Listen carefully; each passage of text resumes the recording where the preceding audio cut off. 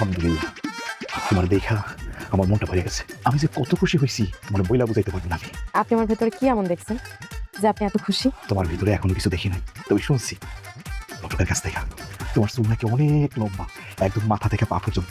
বিশ্বাস করো, আমার সারা জীবনে একটাই স্বপ্ন ছিল, আমি যারা বিয়ে করবো তার চুল হইব সবচেয়ে লম্বা, একদম মাথা থেকে পা পর্যন্ত। আলহামদুলিল্লাহ, তুমি আমার ইচ্ছাটা পূরণ করে দিছো।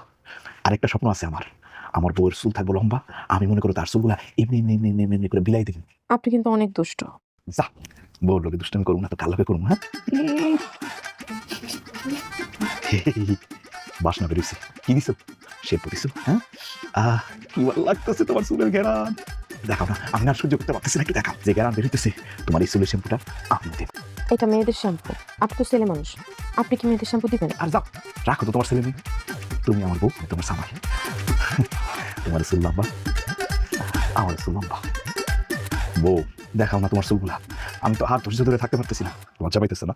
আচ্ছা ঠিক আছে, আমি নিজেই তোমার ঘুমটা ফেলে তোমার চুল দেখুন। আমি চোখটা বন্ধ করি, বন্ধ করে তারপর দেখুন। চোখ খুলি না? ওমা, তুমি যদি দেখি তোমার চুলগুলো হিজাব দিয়ে ঢেকে রাখছো, এটা আবার কেমন কালার হিজাব? হ্যাঁ, সামলার মতো দেখি। হ্যাঁ, চুল তুমি কি নেরা? আম্মা!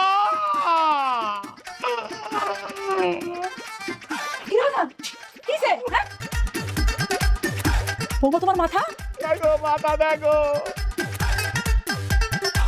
ডাক! আপনি ওনারা Nella bocca c'è mai, nella bocca c'è mai,